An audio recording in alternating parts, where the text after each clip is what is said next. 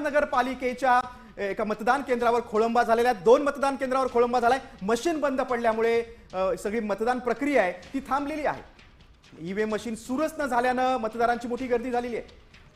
Machine बदलून मतदान प्रक्रिया सुरू करणार आहेत। रायगडमध्ये सुद्धा मतदान यंत्रात बिघाड झालेला आहे। महाडच्या 2 मतदान केंद्रांवर हा खोळंबा मतदारांचा झालाय। महाड हा मतदारसंघ शिंदे सेनेचे मंत्री गोगावलेंचा आहे, भरत गोगावलेंचा। आपण बघतोय रायगड जिल्ह्यामध्ये शिंदे सेना आणि राष्ट्रवादी आमने सामने। अगदी बरोबर, महाडमध्ये भरत गोगावले यांचा हा मतदारसंघ। तटकरे गोगावले या दोघांमधून विस्तवही जात नाही आणि अशा परिस्थितीत आता इथे मतदान होतंय। मतदार नेमका कुणाला कौल देणार ते आज ठरणार। अगदी बरोबर, मित्र पक्षांमध्येच रायगड जिल्ह्यामध्ये लढत आहे। मात्र महाडच्या 2 केंद्रांवर मशीन बदलून मतदान प्रक्रिया सुरू करणार आहे। अपडेट्स घेऊयात आमचे प्रतिनिधी सचिन कदम यांच्याकडून। सचिन, साधारण किती वेळात दुरुस्ती होईल आणि मतदान सुरू होईल? नाही, सकाळी मतदान प्रक्रिया 7:30 ला सुरू होणार होती ना, त्याच वेळी मशीन बंद पडलेली आहे। म्हणजे जर का प्रत्यक्षात म्हटलं तर मशीन सुरूच झाली नाही।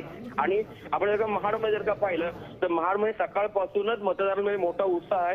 प्रत्येक मतदार केंद्रात साधारणतः 30 ते 40 माणसांच्या लाईन लागलेल्या आहेत आणि मशीन बंद पडल्यामुळे साधारणतः अर्धा तास वाया गेला आणि त्यानंतर ही लाईन वाढली होती। मात्र मशीन बदलून पहिल्या सुरुवातीला मशीन तांत्रिक बिघाड चेक करण्याचा प्रयत्न केला, मात्र मशीन बदलून मतदान प्रक्रिया आता पूर्ण सुरू झालेली आहे। ठीक, सचिन धन्यवाद संपूर्ण माहितीसाठी। तर पुन्हा एकदा मतदान सुरू झालेलं आहे।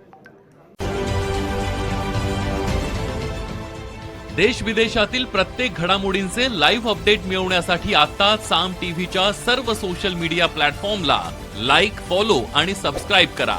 तसंच सर्व नोटिफिकेशनसाठी बेल आयकॉन प्रेस करायला विसरू नका।